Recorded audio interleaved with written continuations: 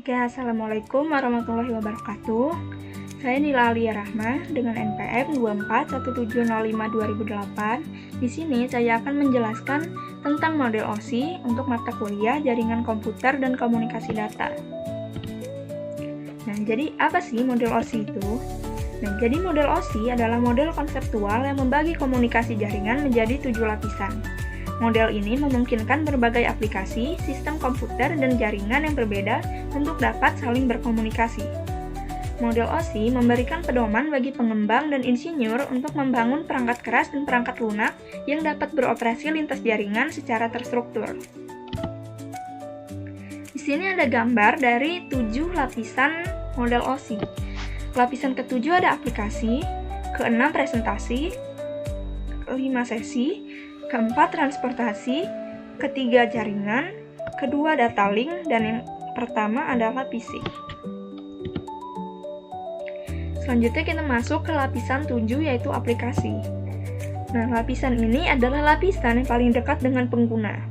Lapisan ini menyediakan layanan jaringan langsung ke aplikasi dan memfasilitasi komunikasi antara endpoint API dan lapisan di bawahnya. Lapisan 7 ini bertanggung jawab atas transfer file, komunikasi dan autentikasi perangkat, akses jarak jauh seperti browser dan email klien, serta layanan direktori jaringan. Selanjutnya ada lapisan 6 yaitu presentasi. Lapisan presentasi ini sering disebut sebagai lapisan sintaks karena tugasnya adalah memastikan data yang dikirim bisa dibaca dan dimengerti oleh pihak penerima, meskipun kedua sistem menggunakan format data yang berbeda. Lapisan 6 bertanggung jawab atas translasi data, enkripsi dan dekripsi data, serta kompresi dan dekompresi data. Lanjut ada lapisan 5 yaitu sesi. Lapisan sesi bertanggung jawab untuk membuka, menjaga, dan menutup koneksi antara dua perangkat yang sedang berkomunikasi. Lapisan ini memastikan sesi tetap terbuka cukup lama untuk menyelesaikan pengiriman data. Kemudian, menutupnya agar sumber daya jaringan tidak terbuang sia-sia. Nah, lapisan 5 ini bertanggung jawab atas manajemen log-on dan log-off pengguna, sinkronisasi aliran data, serta pemulihan sesi jika koneksi terputus. Next ada lapisan 4 yaitu transportasi. Nah, lapisan ini sering disebut sebagai jantungnya OSI karena lapisan ini menangani seluruh komunikasi data antara jaringan dan sistem secara end-to-end dari perangkat pengirim langsung ke perangkat penerima, melewati semua jaringan yang ada di antaranya. Lapisan 4 ini bertanggung jawab atas segmentasi data menjadi unit-unit kecil, kontrol aliran data, multiplexing atau banyak aplikasi yang memakai koneksi yang sama, serta perakitan ulang data di sisi penerima. Nah, terus ada lapisan 3 yaitu jaringan.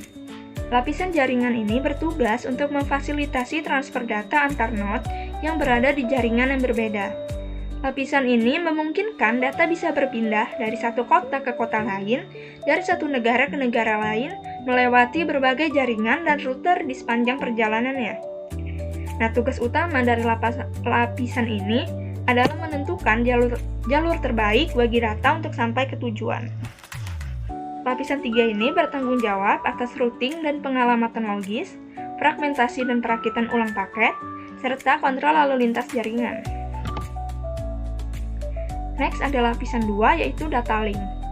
Nah, berbeda dengan lapisan jaringan yang menangani komunikasi antar jaringan yang berbeda, lapisan data link bertanggung jawab atas transfer data bebas kesalahan antara dua perangkat yang berada di jaringan yang sama.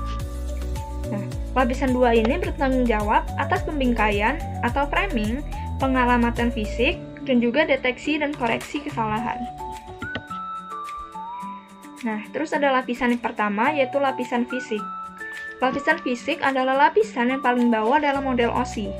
Disinilah semua data akhirnya ditransmisikan dalam bentuk paling dasar, yaitu rangkaian bit 0 dan 1 yang dikirimkan melalui media fisik, baik berupa sinyal listrik atau kabel, sinyal cahaya atau fiber optik, maupun sinyal radio, bisa Wi-Fi maupun Bluetooth.